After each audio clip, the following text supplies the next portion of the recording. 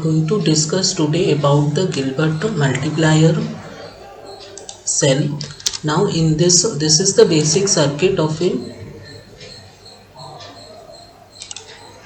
a Gilbert cell. Here we can see that this is one cross coupled two pairs of transistors which is connected in series with another pair of transistor pair. Now this combination is the Gilbert cell. Now in the ordinary pair of emitter coupled transistor can also act as a multiplier, as we have seen in the previous lecture, but this simple emitter coupled multiplier has the drawback that it is a two quadrant operation, and moreover the tan hyperbolic function is approximated to be linear. To overcome these problems, we have this Gilbert cell. Now in this circuit you can see this is the basic structure that we have.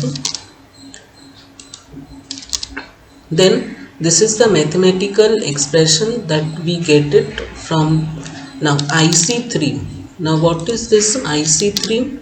IC3, you can see this current IC3 through transistor Q3, IC4, these are the collector currents that are flowing in various transistors Q3, Q4, IC, I5, I6 flowing through transistor Q5, Q6, IC1 and IC2. Now from the basic diode equation we can write the expression for the various collector currents in this form. From various collector currents we can write, and moreover IC5, like you see, IC5 is written as, so these different currents can be written in this form, as you can see from the figure. From the figure, if we see, we can understand, like for this IC5, the emitter current is IC2, because if you see this IC5, here the emitter current is IC2. So like this we can write down various expressions all in terms of V1 and V2 and the collector currents. Now this del I we can write as IL1 minus IL2.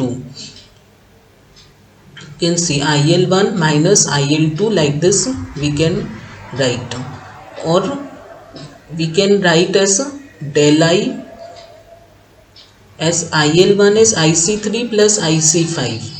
You can see here IL1 is IC3, here this current is flowing IC3, and here IC5. These are the two currents that make up IL1. So in this way we can write different currents. Now so del I, if we substitute the values of what we got for all IC3, IC5, it reduces to this tan hyperbolic functions of both. Now if we consider V1 by 2Vt to be very less than 1, then this can be made almost, we can remove 10H and it is almost linear. So IW V1 by 2Vt, V2 by 2Vt. Now it can be used as a 4-quadrant analog multiplier with the use of current to voltage converter, because we are getting is del I. So with current to voltage converter we can change this current to proportionate voltage also. So this is same 4-quadrant operation, because V1, V2 can be used with for any polarity, positive as well as negative. Now here the one drawback is that we have approximated tan hyperbolic to be directly proportional to V1. Okay, if the value of V1 is little larger, we cannot do that. So to avoid this situation, we can use pre-distortion circuit. See, when pre-distortion circuit is used when the value of V1 and V2 is large. For the large values of V1 and V2 we use, and then what happens is, you see before this We have used tan hyperbolic invert. These two blocks have been added, this block and this block. That means it is a pre-distortion circuit. V1 and V2 pre-distortion circuit has been used here.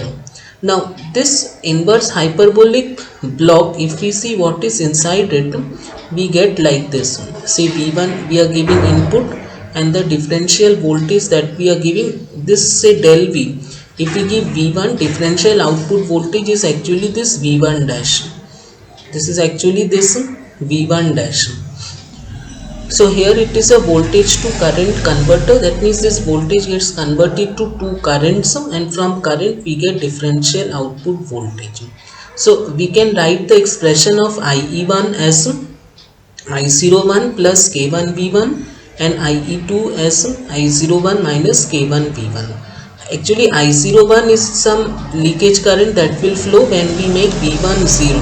When we make this V1 0, I01 is some DC current that will flow, and K1 is the transconductance of the voltage to current converter. So if now after that if we take the del V, that is difference of, that is del V, this del V which is there, this can be approximated by this expression, which can be further simplified to this expression, and using this formula tan hyperbolic inverse x is half natural log of 1 plus x by 1 minus x. So we get, from using this formula, this expression can be this. So using that formula, this expression can be changed to this expression by taking the help of this trigonometric formula. So hyperbolic inverse is involved here. So already tan hyperbolic inverse is there. So that if we multiply by tan hyperbolic, so that will go away. So that expression will, so that expression, the tan hyperbolic function will go away by using this tan inverse hyperbolic function. Thank you.